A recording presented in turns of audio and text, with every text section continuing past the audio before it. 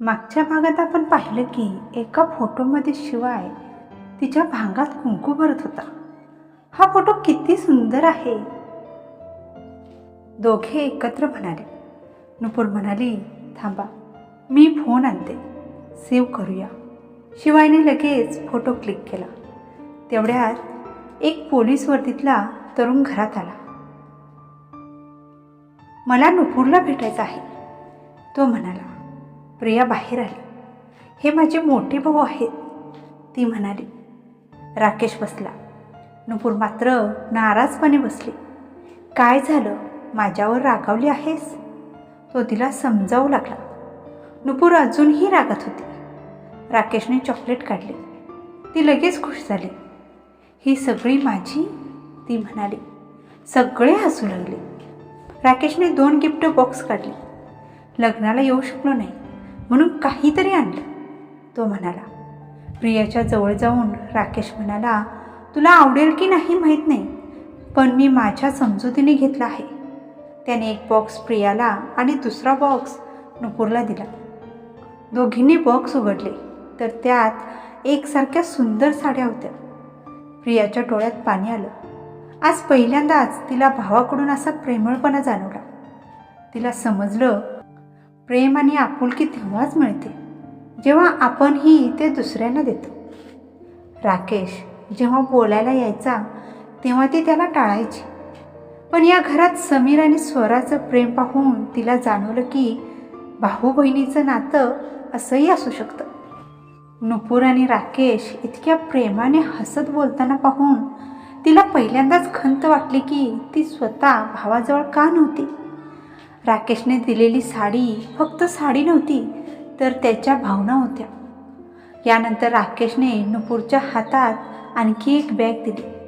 ती थोडी मोठी होती. समीर चिडवत म्हणाला, काय, फक्त आपल्या नुपूर बहिणीला स्पेशल गिफ्ट, माझ्या बायकोसाठी काही नाही. राकेश हसत म्हणाला, हे गिफ्ट फक्त नुपूरच्या कामाचं आहे, प्रियाला याची गरज नाही. नुपूरने लगेच पॅकेट उघडलं. त्यातून 2 मेडिकलच्या पुस्तकांचा सेट बाहेर आला. तू पुस्तकं घेतलीस, नुपूर आश्चर्याने म्हणाली. राकेश हसत म्हणाला, हो, तू खूप दिवस शोधत होतीस ना. नुपूरने आनंदाने त्याला मिठी मारली. थँक्यू दादा. राकेश म्हणाला, तुझ्यासाठी संपूर्ण मिरज फिरावं लागलं. काही वेळानंतर तो निघून गेला. नुपूर जेवण करून पुस्तकं आणि लग्नाचा अल्बम घेऊन खोलीत आली. शिवाय रागात बसलेला होता. ती हळूच म्हणाली, काय झालं. शिवाय रागाने म्हणाला, तुला माझ्यापेक्षा सगळेच जास्त महत्त्वाचे आहेत. नुपूर हसत म्हणाली, असं नाही, तुम्हीही खाली येऊन बोलू शकला असता. ती पुढे म्हणाली, जीवनात थोड्या आनंदाची गरज असते. सगळ्यांपासून दूर राहू नका. उद्या स्वराचं लग्न होईल, मग तुम्हाला वाटेल आधी बोलायला हवं होतं. शिवाय विचारात पडला. नुपूर चॉकलेट खायला लागली. तिच्या ओठांवर चॉकलेट लागलं. शिवायने हळूच जवळ जाऊन ते चाखलं. नुपूर आश्चर्याने त्याच्याकडे पाहत राहिली. शिवायने आपल्या आयुष्यात पहिल्यांदाच चॉकलेटचा स्वाद घेतला होता, तोही आपल्या पत्नीच्या ओठांवरून. त्याला कळेना स्वाद चॉकलेटचा होता की तिच्या ओठांचा. नुपूर खोल श्वास घेत होती आणि शिवाय विचारात पडला. मग त्याने तिला आपल्या छातीशी ओढलं आणि तिच्या ओठांवर लागलेलं चॉकलेट आपल्या शर्टने पुसलं. अचानक ती त्याच्या छातीवर झुकली. शिवाय तिचं डोकं हलकेच इकडे तिकडे हलवू लागला. ती पूर्ण गोंधळली. ती जोरात म्हणाली, काय झालं, वेडे आहात का, काय करताय. शिवाय म्हणाला, तुझी ओठ पुसतोय. चॉकलेटचा स्वाद येत होता म्हणून शर्टने साफ करतोय. मग मला चावलं का, ती रागाने म्हणाली. शिवाय हसत म्हणाला, अगं हलकसच चावलं म्हणून ओठ दुखतायत, मलम लावू का. काही नको, तुम्हीच म्हणालात ना चॉकलेटचा स्वाद चांगला आहे, मग दूरच राहा. असं म्हणत ती दूर होऊ लागली. पण शिवायने तिला परत जवळ ओढलं आणि पुन्हा एक किस केला. शिवायला अजूनही शंका होती, हा स्वाद चॉकलेटचा होता की तिच्या ओठांचा. त्यामुळे त्याने आपला रिसर्च सुरूच ठेवला. हा 1 दिवसाचा नव्हता, आयुष्यभर चालणारा अध्याय होता. दिवस असेच जात होते. त्या दिवशी सगळे बसून गप्पा मारत होते. काम आटपून शिवाय घरी आला. नुपूरच्या बोलण्यामुळे तो आता सगळ्यांशी थोडं थोडं बोलण्याचा प्रयत्न करत होता. तो सरळ नुपूरजवळ जाऊन बसला. सगळ्या आजच्या घटना, चित्रपट, राजकारण, कॉलेजमधील मजा, गॉसिप यावर चर्चा करत होते. वेळ कसा गेला कळलंच नाही. शिवाय मधून काही बोलण्याचा प्रयत्न करत होता, पण काय बोलावं ते समजत नव्हतं. तो शांतपणे ऐकत बसला. आता नुपूर आणि स्वरा खूप चांगल्या मैत्रिणी झाल्या होत्या. दोघीही आपल्या कॉलेजमधल्या मित्रांबद्दल न थांबता बोलत होत्या. त्यांच्यात प्रियाही सामील झाली. नुपूर, प्रिया आणि स्वरा तिघी कुजबुजत काहीतरी बोलत होते. शिवाय म्हणाला, काय बोलताय तुम्ही? नुपूर हसत म्हणाली, तुम्हाला काय, आम्ही काहीही बोलू. आमच्यात खूप सिक्रेट्स असतात जे सगळ्यांना सांगत नाहीत. तुम्ही जा आणि तुमचं काम करा. तुम्ही सगळं लपवलं तरी नुपूर माझ्यापासून काही लपवणार नाही, असं शिवाय हसत नुपूरकडे पाहत म्हणाला. प्रिया हसून म्हणाली, नुपूर सगळ्या गोष्टी शेअर करेल, ठीक आहे, पण तुम्ही तुमच्या सगळ्या गोष्टी शेअर करता का? शिवाय म्हणाला, हो, मीही काही लपवणार नाही. प्रियाने भुया उंचावत विचारलं, जेव्हा तुम्ही शिकत होता तेव्हा एखाद्या मुलीने तुम्हाला लव्ह लेटर दिलं होतं का? ते सांगितलं का? प्रिया थोडी गोंधळली. समीर तिला शांत करू लागला. शिवाय हळूच हसला आणि भावाकडे पाहत म्हणाला, हे ऐकून शिवाय गंभीर झाला. मला फक्त एका व्यक्तीने लेटर दिलं होतं. कोण? समीर उत्सुकतेने म्हणाला. माझी प्यारी डोळ्यांची. समीर म्हणाला, हे तर एखाद्या मुलीचं नाव वाटतं. प्रिया हसून म्हणाली, अरे दादा, ही तर नुपूरच्या हॉस्टेलमधली मैत्रीण होती का? समीर म्हणाला, वहिनी, तुम्ही मुलांच्या गोष्टी थांबवता आणि स्वतः मुलींच्या गोष्टी करताय. नुपूर शांतपणे म्हणाली, तो आमच्या हॉस्टेलचा नियम होता. सुट्टीत सगळ्या मुली घरी जात, पण मी आणि काही जणी हॉस्टेलमध्ये राहायचो. वॉर्डन म्हणाली, जे वाटतं ते लिहा. राग, दुःख, एकटेपणा कमी होतो. प्रिया म्हणाली, लिहिल्याने कसं काय कमी होतं? नुपूर म्हणाली, समोर बोलण्यापेक्षा जास्त जेव्हा तुम्ही मनातलं लिहिता तेव्हा मन हलकं होतं. ती पुढे म्हणाली, चिठ्ठी खास लिहायची गरज नाही, जे वाटतं ते लिहा. जेव्हा कोणी ती वाचतं तेव्हा त्याला कळतं की तो तुमच्यासाठी किती महत्त्वाचा आहे. मी आयुष्यात बराच वेळ राग आणि एकटेपणात घालवला. कोणावर पूर्ण विश्वास ठेवणं कठीण असतं, पण कागद काही बोलत नाही. मी माझा राग लिहायचे आणि कागद फाडून टाकायचे, मग मन हलकं व्हायचं. समीर हसत म्हणाला, वहिनी, हे जुन्या काळातलं वाटतं. शिवाय आणि प्रियाही विश्वास न ठेवता पाहत होते. नुपूर म्हणाली, ठीक आहे, मी सिद्ध करून दाखवते. ती वर जाऊन नोटबुक घेऊन आली आणि चौघांच्या हातात एक एक कागद दिला. आता संध्याकाळचे 6 वाजले आहेत. उद्या सकाळी 6 वाजेपर्यंत वेळ आहे. मनातलं जे काही आहे ते लिहा, मग बघू खरं आहे की नाही. बस तेच लिहा, मग आपण उद्या यावर चर्चा करू. याला एक गेम समजा. मी हरले तर तुम्ही जे सांगाल ते करेन. डील? तिच्या चेहऱ्यावरचा ठामपणा पाहून सगळ्यांनी होकार दिला. वहिनी, लिहू तर, पण काय लिहायचं? काही विषय तरी हवा ना. थोडा विचार करून नुपूरने कागदाचे छोटे छोटे तुकडे केले. त्यावर घरातील सगळ्यांची नावं लिहून ते फोल्ड केले. ज्याला ज्या नावाचा तुकडा मिळेल त्याने त्या व्यक्तीबद्दल लिहायचं आणि कोणाचं नाव मिळालं ते कोणालाही सांगायचं नाही. सगळ्यांनी हे खेळ म्हणूनच घेतलं. प्रत्येकाने एक कागद उचलला आणि आपापल्या खोलीत गेले. नुपूरलाही कल्पना नव्हती की आजचा हा छोटा खेळ उद्या कितीतरी नात्यांचा नवा रंग देणार होता. आपापल्या खोलीत जाऊन सगळे विचार करत लिहू लागले. कुणाला अर्धा तास लागला तर कुणाला 1 तास. सगळ्यांनी पत्र दुमडून ठेवलं. शिवायनेही तसंच केलं. हा तर साधं पत्र आहे असं म्हणत त्याने 10 मिनिटात लिहून संपवलं. मी लिहिलं, पण काही खास फिलिंग नाही आली. नुपूर म्हणाली, फिलिंग आहे की नाही उद्या कळेल. जा फ्रेश होऊन या. थोड्या वेळाने शिवाय खाली आला. सगळे जेवत बसले. आजी म्हणाल्या, शुक्रवारी सुट्टी घ्या, घरात मोठं काम आहे. काय? आजी म्हणाल्या, प्रिया आणि नुपूरसाठी नवीन मंगळसूत्र करायची ठरवलं आहे. शिवाय म्हणाला, इतके अचानक? आजी म्हणाल्या, अचानक नाही, शुभ दिवस मिळाला म्हणून. उद्या तुम्ही दोघं ऑफिसमधून 2 तासांची परवानगी घेऊन तुमच्या बायकांना घेऊन जा आणि मंगळसूत्र घेऊन या. सगळे हसत आपापल्या खोलीत गेले. पुढच्या सकाळी सगळे व्यस्त होते. आजी म्हणाल्या, लवकर जा, 10:30 आधी मंगळसूत्र घ्यायचं आहे. शिवाय कार घ्यायला गेला. नुपूर मात्र बुलेट बाईककडे बघत उभी राहिली. समीर म्हणाला, काय झालं? नुपूर म्हणाली, ही तुमची बाईक आहे? मला अशा बाईकवर बसायची खूप इच्छा आहे. प्रिया हसली. जा, एक राऊंड मारून या. समीरने बाईक स्टार्ट केली. नुपूर साडी सांभाळत बसायला जात होती. तेवढ्याच शिवायने तिला थांबवलं. तो रागाने म्हणाला, पहिला मंगळसूत्र घ्यायचं आहे. तो तिचा हात धरून कारकडे घेऊन गेला. नुपूर रागाने कारमध्ये बसली. ती पुन्हा पुन्हा बाईककडे पाहत होती. शिवाय कार काढताच समीर जोरात हसू लागला. प्रियाने त्याच्याकडे आश्चर्याने पाहिलं आणि हलकासा त्याच्या पाठीवर मारला. कशाला हसताय? तो रागाने गेला आणि तुम्हाला हसू येते? समीरने जबरदस्ती हसू आवरण्याचा प्रयत्न करत म्हणाला. द ग्रेट बिझनेसमन शिवाय सरांचा जळणं सुरू झाले. जळणं? प्रियाने भुया उंचावत विचारलं. हो, त्याला भीती होती की नुपूर माझ्यासोबत पहिल्यांदा बाईकवर फिरायला जाईल. म्हणूनच रागाने तिला ओरडलं आणि जबरदस्ती कारमध्ये बसवलं. वाटतंय प्रेमाबरोबर जळणंही येते. समीर पुन्हा हसू लागला. प्रेम? प्रियाने आश्चर्याने विचारलं. हो, त्याला प्रेम झाले. तुम्ही असं कसं म्हणू शकता? समीर म्हणाला, मी शिवायला लहानपणापासून ओळखतो. तो कधी जास्त बोलायचा नाही, ना हसायचा, ना भावना दाखवायचा. अगदी गणपतीच्या मूर्तीप्रमाणे किंवा रोबोटसारखा. पण आता बघ, बोलतोय, हसतोय, रागवतोय आणि सर्वात महत्त्वाचं म्हणजे जळतोय. हे सगळं प्रेमामुळेच.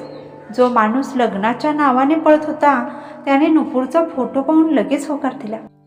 म्हणतो घरच्यांच्यासाठी करतोय. पण नुपूरने त्याला पूर्ण बदललं. आईलाही आता शांत वाटतंय. प्रिया हसत म्हणाली. प्रेमाबद्दल इतकं सांगताय म्हणजे अनुभव आहे का? समीर म्हणाला, हो, 2 महिने झाले माझ्या सुंदर बायकोवर रोज प्रेम करतोय. प्रिया लाजली. तुमच्याशी वाद घालणं अशक्य आहे. का नाही? शिकू का काही नवीन? देवा, आधी बाईक काढा. प्रिया पटकन बाईकवर बसली. समीरने कूलिंग ग्लास लावला, हेल्मेट घातलं आणि बाईक स्टार्ट केली. इकडे शिवाय कार चालवत होता. तो वारंवार मागे वळून पाहत होता. नुपूर मात्र हात बांधून खिडकी बाहेर पाहत होती. शिवाय म्हणाला, काय बघतेस? नुपूर म्हणाली, माझी मरण पावलेली आजी दिसते. शिवाय म्हणाला, कोणती? तुझ्या जन्मापूर्वी गेलेली की जिच्यासोबत तू वाढलीस? हे बोलताच त्याला आपल्या शब्दांची जाणीव झाली. त्याने नुपूरकडे पाहिलं. तिच्या डोळ्यात अश्रू होते. शिवाय स्वतःलाच दोष देत लगेच म्हणाला, सॉरी. नाही सॉरी, मी फक्त गंमत करतो. तुला हसवण्याचा प्रयत्न करत होतो. जो माणूस कुणालाही सरळ सॉरी म्हणत नसे तो आज नुपूरकडे वारंवार माफी मागत होता. नुपूरला आपल्या नवऱ्याकडून माफी ऐकायला आवडत नव्हतं. म्हणून तिने विषय बदलत विचारलं, ते सगळं सोडा, पण तुम्ही समीरशी एवढ्या रागाने का बोललात? मी त्याच्यासोबत एक राऊंड फिरून आले असते तर काय झालं असतं? शिवायचा चेहरा लगेच उतरला. तुला जे हवंय ते माझ्याकडून माग. तुझ्या सगळ्या इच्छा मी पूर्ण करेन, पण मला सोडून दुसऱ्याकडून मागू नकोस, समजलं? नुपूर रागाने म्हणाली, मी जिजूकडून का मागू शकत नाही? शिवाय म्हणाला, पहिल्यांदा त्याला जिजू म्हणणं बंद कर. शिवायच्या डोळ्यात आणि आवाजात वेगळी तीव्रता होती. नुपूर मनातच विचार करू लागली, याला जलन होते का? ती मुद्दाम म्हणाली, का नाही म्हणायचं? समीर, जिजू माझ्या बहिणीचे नवरे आहेत ना, मग जिजू म्हणणारच. नुपूर मुद्दाम जिजू हा शब्द वारंवार म्हणू लागली. रागाने लाल झालेल्या शिवायने अचानक गाडी बाजूला लावली आणि काही न बोलता तिच्या ओठांवर किस करून तिला शांत केलं. नुपूरने डोळे बंद केले आणि त्या क्षणात हरवून गेली. मागून येणाऱ्या गाडींच्या हॉर्नने दोघांना भान आलं. ते वेगळे झाले आणि शांतपणे पुढे निघाले. ज्वेलरी शॉपमध्ये गाडी थांबली. नुपूर पहिल्यांदाच इतक्या मोठ्या दुकानात पाऊल ठेवत होती. आतले कर्मचारी शिवायला नम्रपणे अभिवादन करत होते. नुपूरने विचारलं, ही तुमची दुकान आहे का? शिवाय हलकेच हसला आणि तिचा हात धरून आत घेऊन गेला. नुपूर आजूबाजूला पाहत होती. तिच्या डोळ्यात फक्त साधी प्रशंसा होती. शिवाय तिच्याकडे पाहत मोहित झाला. कर्मचाऱ्यांनी जड मंगळसूत्र दाखवलं. नुपूर घाबरली. शिवाय म्हणाला, इतकं जड नको, हलकं आणि रोज घालता येईल असं दाखव. नुपूर आता दागिन्यांकडे न पाहता शिवायकडेच पाहत होती. तिची काळजी घेणारा नवरा तिला दिसत होता. कथा पुढे ऐकण्यासाठी भरपूर कमेंट करा, लाईक करा आणि व्हिडिओ शेअर करा. आणि हो, लग्नानंतर मंगळसूत्र बांधण्याची ही परंपरा प्रामुख्याने दक्षिण भारतात होते. समीर आणि प्रिया यांनी त्यांच्या समोर ठेवलेल्या मंगळसूत्रापैकी एक निवडलं. ते अगदी TV सिरियलमधल्या अभिनेत्री घालतात तसं दिसत होतं. त्यात 3 मोती होते आणि त्या 3 मोत्यांच्यामध्ये लाल रंगाचे दगड बसवलेले होते. हे पाहून दोघेही खूप समाधानी झाले. समीरने ते घेतलं आणि प्रियासाठी गिफ्ट म्हणून अजून एक चेन पाहू लागला. प्रिया शांत बसून होती आणि समीरलाच निवडू देत होती. इकडे शिवाय म्हणाला की त्याला सगळे डिझाईन दाखवा. प्रत्येक डिझाईनमधून त्याने आपल्या पसंतीची ज्वेलरी उचलून समोर ठेवली. तिथे 10 पेक्षा जास्त डिझाईन जमा झाल्या. नुपूर हे पाहून हसली. तो इतक्या मेहनतीने शोधत होता की महिलाही हार मानते. शिवाय तिच्या कानाजवळ झुकून म्हणाला, नवऱ्याकडे बघणं थांबवणार आहेस की मंगळसूत्र बघणार आहेस? नुपूर लाजत म्हणाली, कोण कोणाकडे बघतंय? शिवाय म्हणाला, तूच. नुपूर म्हणाली, ज्याला हसायला येत नाही त्याचा चेहरा बघायला मी घरी बसू का? शिवाय म्हणाला, मग कोणाकडे बघत होतीस? नुपूर म्हणाली, तो पांढऱ्या शर्टमधला किती सुंदर दिसतोय. हे ऐकून शिवाय रागाने उठला. नुपूरने त्याला बसवलं. का उठताय? मी कोणाला सुंदर म्हटलं म्हणून आवडलं नाही का? शिवाय दात खाऊन म्हणाला, तोच सुंदर वाटत असेल तर त्यालाच बघ. नुपूर हसत म्हणाले, पण माझा नवरा इतका जळणारा आहे की मला माझ्या सख्या भावापासूनही दूर राहायला सांगता. मग मी दुसऱ्याला बघितलं तर? शिवाय म्हणाला, तूच म्हणालीस ना, पाहिलं? नुपूर म्हणाली, हो, खरंच सुंदर आहे, तुम्हीही पहा. शिवाय म्हणाला, मला पाहायची गरज नाही. पण त्याची नजर आरशात पडली. तिथे पांढऱ्या शर्टमध्ये तो स्वतः दिसत होता. नुपूर हसून म्हणाली, आता कळलं, मी ज्याची तारीफ करत होते तो तुम्हीच आहात. मी काय करू? तुमच्याकडे पाहून नजर हटतच नाही. शिवायच्या डोळ्यात हलकीशी स्मित उमटली. तुम्ही असे हसता तेव्हा अजून सुंदर दिसता. तुम्ही असेच राहिलात तर मी तुम्हाला पूर्ण दिवस पाहू शकते. पण हे आपलं घर नाही, दुकान आहे. घरी जाऊन पाहते, ती गमतीत म्हणाली. नुपूरने आरशात पाहत पटकन एक कपल फोटो काढला. तेव्हाच तिला जाणवलं, आपण दुकानात आहोत आणि सगळे आपल्याकडे पाहत आहेत. या ठिकाणी शिवाय नवीन नव्हता. लोक त्याला नेहमी गंभीर आणि कडक स्वभावाचा समजत. अनेक जण त्याला पाहून घाबरत. पण आज तो जवळपास 1 तास मंगळसूत्र निवडत होता आणि पत्नीशी रोमॅन्टिक बोलत होता. त्यामुळे तिथल्या अनेक महिलांना त्याच्याकडे आकर्षण वाटू लागलं. तिथे एक मुलगी तर त्याच्याकडे पापणी न लावता पाहत होती. नुपूरने पटकन शिवायचा हात पकडला आणि आपल्या हातात घट्ट धरला. शिवाय म्हणाला, काय झालं? मग त्याला कारण समजलं. म्हणजे फक्त मलाच जळणं होतं असं नाही. मॅडम, तुम्हालाही जळते ना? नुपूर म्हणाली, नाही, मी जळत नाही. शिवाय हसत म्हणाला, मग माझा हात इतका घट्ट का धरलाय? नुपूर म्हणाली, तुमच्या सेफ्टीसाठी. तुम्ही हरवलात तर तुमच्या आईला काय उत्तर देणार? शिवाय म्हणाला, तुझी जीभ दिवसेंदिवस धारदार होते. वाटतं कारमध्ये दिलेली शिक्षा पुन्हा द्यावी लागेल. हे ऐकताच नुपूरने दोन्ही हातांनी आपलं तोंड झाकलं. शिवाय हसू लागला. तो तिचं बोट पकडून दागिन्यांकडे पाहायला सांगू लागला. नुपूर म्हणाली, इतकं सगळं का? तुम्हाला काही हवं असेल तर मी घेऊन देईन, पण आधी आजीचं ऐकूया. ती एक एक दागिना पाहू लागली. मला काही समजत नाही. शिवाय म्हणाला, चला दोघं मिळून बघू. दोघेही लक्षपूर्वक पाहू लागले. शेवटी दोघांची नजर एकाच मंगळसूत्रावर थांबली. ती फ्रंट डिझाईनचं मंगळसूत्र होतं. त्यात सुंदर मोर बनवलेला होता आणि ती चमकत होती. ही खूप सुंदर आहे, ट्राय करून बघा. हो, बरोबर आहे, ती म्हणाली आणि मंगळसूत्र आपल्या मानेजवळ धरून पाहिली. ती तिला खूप खास वाटली. त्यांनी तीच निवडली. बिल भरून बाहेर आल्यानंतर शिवायने तिला तिथेच बसायला सांगितलं आणि आत केलं. तिला वाटलं तो काही कामासाठी गेला असेल म्हणून ती शांत बसून पाहत राहिली. तेव्हाच तिची नजर तिथे ठेवलेल्या एका चांदीच्या पैंजणावर पडली. ती हळूहळू तिच्या जवळ गेली.